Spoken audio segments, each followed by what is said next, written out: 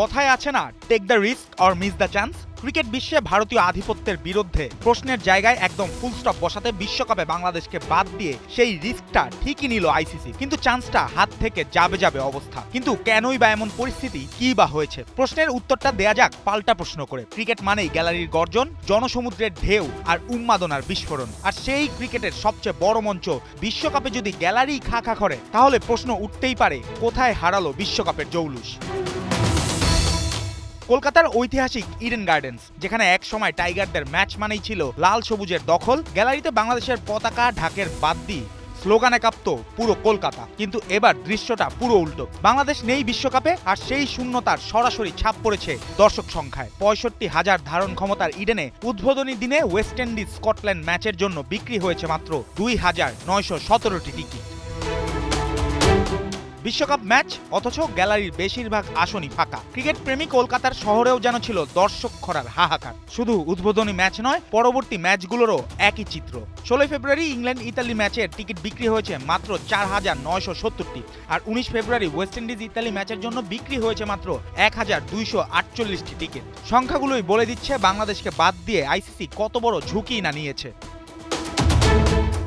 এই মরার ওপর খাড়ার ঘাটা মেরেছে আবার পাকিস্তান। বিশ্ব ক্রিকেটে ভারতের একচ্ছত্র আধিপত্যের বিরুদ্ধে বাংলাদেশের পাশে দাঁড়িয়ে জানিয়েছে প্রতিবাদ। তবে পুরোপুরি বয়কট না করে বলে দিয়েছে ভারতের বিপক্ষে ম্যাচটা তারা খেলবে না। ক্রিকেট বিশ্বের সবচেয়ে হাই ভোল্টেজ লড়াই গড়াবে না মাঠে, তাতেই বিশ্বকাপের আলো নিভু নিভু অবস্থা।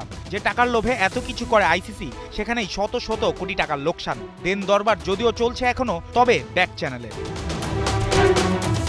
বাংলাদেশের জায়গায় স্কটল্যান্ডকে খেলিয়ে যেন দর্শকদের আরও দূরে ঠেলে দেওয়া হয়েছে।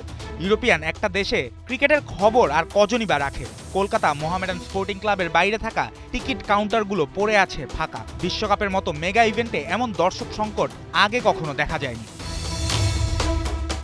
এমন অবস্থায় দর্শক ফিরিয়ে আনতে যেন ডেকে ডেকে গ্যালারিতে মানুষ বসাচ্ছে শ্রীলঙ্কা ক্রিকেট এসএলসি। টিকিট বেচতে না পারার ব্যর্থতা ঢাকতে বিশেষ আয়োজনের তকমা লাগিয়ে কলম্বোয় বিশ্বকাপের উদ্বোধনী পাকিস্তান নেদারল্যান্ডস ম্যাচে দেয়া হয়েছে ফ্রি এন্ট্রি।